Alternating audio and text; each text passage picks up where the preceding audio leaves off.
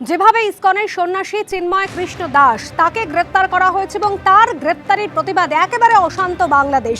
বিভিন্ন জায়গায় দফায় দফায় বিক্ষোভ চলছে, অবরোধ চলছে। ঢাকা, চট্টগ্রাম থেকে রংপুর, রাতেই চট্টগ্রামের বিভিন্ন জায়গায় সংখ্যালঘুদের ধর্মীয় প্রতিষ্ঠান তাদের ওপর হামলার ঘটনা ঘটেছে। হামলার অভিযোগ জামাত নেতা এবং কর্মীদের বিরুদ্ধে। বেশ কয়েকদিন আগেই চট্টগ্রামের হাজারি গলিতে সংখ্যালঘুদের ওপর অত্যাচারের অভিযোগ উঠে বাংলাদেশ সেনার বিরুদ্ধে। তখনই বেশ কয়েকজন সংখ্যালঘু নাগরিককে বাংলাদেশ সেনা গ্রেফতার করে নিয়ে যায় বলে অভিযোগ এবং তারপর এই পরিস্থিতি বাংলাদেশে।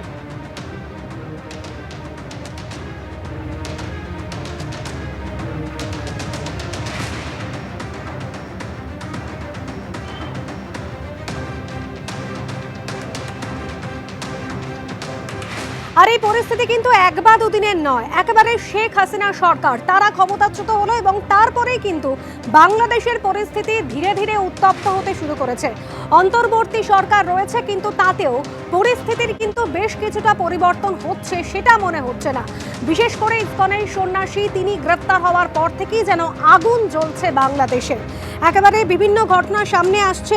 সোমবার ঢাকার শাহজালাল আন্তর্জাতিক বিমানবন্দরে গ্রেপ্তার করা হয়েছিল ইসকনের সন্ন্যাসী চিন্ময় কৃষ্ণ দাসকে।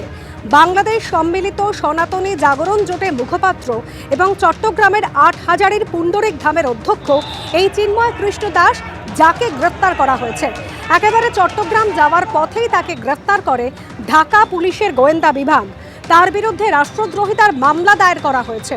গত ৩১ অক্টোবর বিএনপি নেতা ফিরোজ খান কোতোয়ালি থানার চিন্ময় কৃষ্ণ সহ ১৯ জনের বিরুদ্ধে রাষ্ট্রদ্রোহের অভিযোগে মামলা দায়ের করেছিলেন, যদিও পরে তাকে দল থেকে বহিষ্কার করা হয়।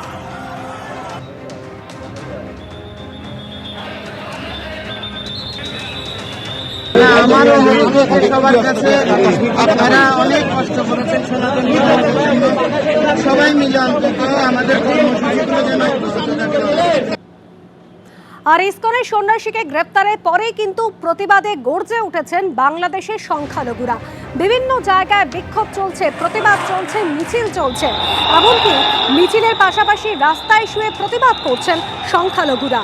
পুলিশ এবং আইনজীবীদের সঙ্গে প্রবল সংঘর্ষ বেঁধে যায় চিন্ময় কৃষ্ণ দাসের অনুগামীদের, যার ফলে মৃত্যু হয়েছে সাইফুল ইসলাম ওরফে আলিফ নামে ৩৫ বছর বয়সী এক আইনজীবীর। এক স্যান্ডেলে ঘটনার তীব্র প্রতিবাদ জানিয়ে এবং চিন্ময় কৃষ্ণ দাসের মুক্তির দাবি তুলে ইসকনের তরফে বলা হয়েছে, বিশ্বের যে কোনো জায়গায় সন্ত্রাসবাদের সঙ্গে ইসকনের কোনো সম্পর্ক রয়েছে এমন ভিত্তিহীন অভিযোগ করা নিন্দনীয়। ভারত সরকারকে অবিলম্বে পদক্ষেপ করতে এবং বাংলাদেশ সরকারের সাথে কথা বলার আর্জি জানানো হয়েছে।